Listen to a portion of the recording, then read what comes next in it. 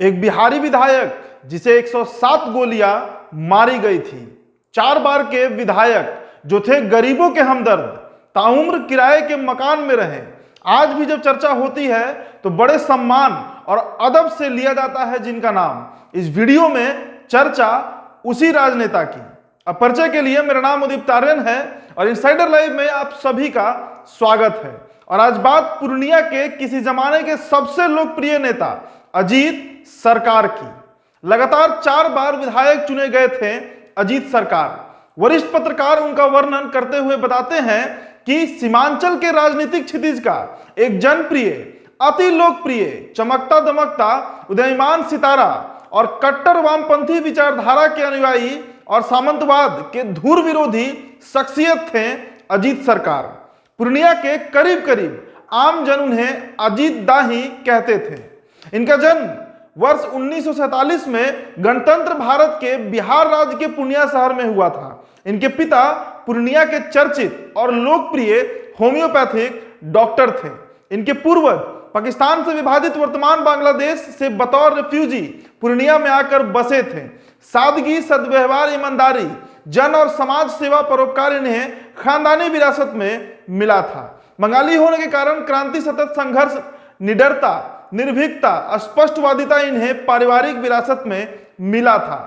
बंगबंधु होने के कारण क्रांति और संघर्ष इनके रग रग में समाहित था।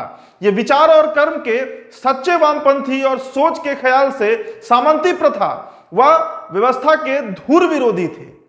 अब बात कर लेते हैं इनके राजनीतिक सफर की।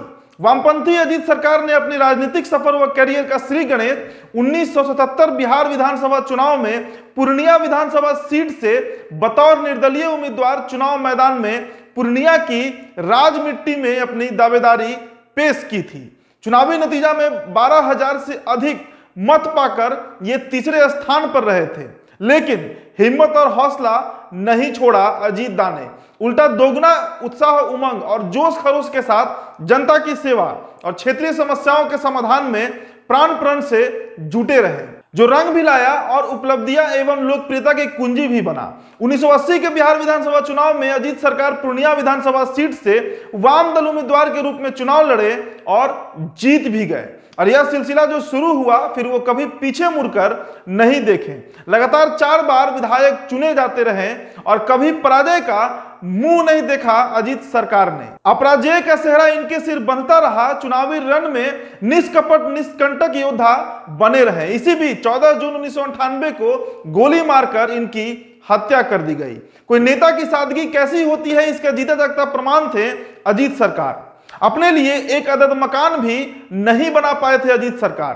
दृष्टिगोचर है कि उंगली पर गिनती के छोड़ जिसको एक बार भी विधायक व सांसद बनने का मौका मिल जाता है उसकी कई पीढ़ियां चिंता व अभाव से मुक्त हो जाती हैं। अजीत सरकार की तस्वीर और तकदीर ठीक इसके उल्टी थी।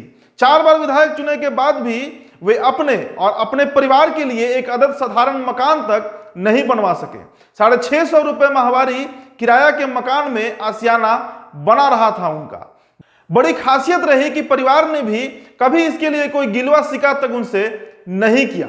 सर्वजन हितिया, सबजन सुखिया विचारधारा धुन के पक्के अजीत सरकार के चेहरे पर कभी कोई लालसा तक नहीं दिखा। सूत्रों की माने तो वाम नेता अजीत सरकार कभी भी अपने सिद्धांतों से किसी भी कीमत पर कोई समझौता नहीं किए थे। अजीत सरकार का चुनाव लड़ने का भी तरीका बहुत अलग था। चुनाव लड़ने और वोट मांगने का इनका अपना एक अलग फॉर्मूला था। इन्हें तामझाम के प्रचार पर भरोसा नहीं था और इससे वे परहेज भी करते थे। गांव कस्बों में जाते थे तो जनसंपर्क करते थे और एक स्थान पर अपना गमछा या चादर बिछाकर रख देते थे और लोगों से उस पर केवल 1 रुपए का सिक्का चुनाव लड़ने के लिए चंदा देने को कहते थे। पर 1 रुपए से अधिक देना पर पाबंदी था। कहा जाता है कि सिक्कों से गमछा भरते देर नहीं लगती थी और घर आकर उसे गिनते थे अजीत सरकार और उस क्षेत्र के वोट मिलने का इन्हें पूर्वाभास हो जाता था। यानी जितना सिक्का उतना वोट अजीत सरकार को मिल जाता था। अब बात कर लेते हैं अजीत सरकार की हत्या कैसे हुई थी। वाम विचारधारा के कट्टर समर्थक और सामंतवाद और लोकतांत्रिक चुनाव में बाहुबल व धनबल के प्रयोग के धुर विरोधी थे विधायक अजीत सरकार, जिसके चलते वे आजीवन सामंती सोच वालों के आंख का कांटा और किरकिरी बने हुए थे। 14 जून 1998 को पूर्णिया में गोली मारकर इनकी हत्या कर दी गई थी, जब ये एक पंचायत कर लौट रहे थे। इन पर 107 गोलियां दागी गई थी AK-47 से। इनकी हत्या पर पूर्णिया में भारी जन आक्रोश उभरा था और जैन साहब सड़क पर उतर गया था। भारी रोषपूर्ण प्रदर्शन भी पूर्णिया में चल रहा था। स्थिति नियंत्रण से बाहर हो चुकी थी। तब जाकर तत्कालीन मुख्यमंत्री लालू प्रसाद यादव को पूर्णिया आना पड़ा था। लालू प्रसाद ने अजीत सरकार के बेटे अमित सरकार के बैसाखी के सहारे बड़ी मशक्कत के बाद भीड़ पर नियंत्रण कर पाए थे। हत्या का आरोप राजद के पूर्व सांसद पप्पू यादव, राजन तिवारी और अनिल यादव और अन्य बाहुबलियों पर लगा था। सीबीआई ने इन पर चार्जशीट कर दिया था। पटना हाई कोर्ट ने साक्ष्य के अभाव में पप्पू यादव को बरी कर दिया। सीबीआई ने हाई कोर्ट में फैसले के खिलाफ सुप्रीम कोर्ट में अर्जी पेश की। इस जघन्य हत्याकांड में आज तक कोई फैसला नहीं आ पाया। इस तरह पूर्णिया की राजनीति के माइलस्टोन का अवसान भी हो गया। फिर भी पूर्णिया में राजनीति व चुनावी बयार बहती है तो चर्चा छिड़ जाती है अजीत सरकार व पूर्णिया के अजीत दा का। इनके नाम के बिना वहां का चुनाव अभी भी पूरा नहीं हो सकता है। अभी के लिए इतना ही। आप बने रहें इनसाइडर लाइव के साथ। चैनल को सब्सक्राइब कर लीजिएगा। वीडियो अगर आप हमारे फेसबुक पेज पर देख रहे हैं तो हमारे पेज को लाइक फॉलो करें और इस वीडियो को शेयर जरूर करें। धन्यवाद।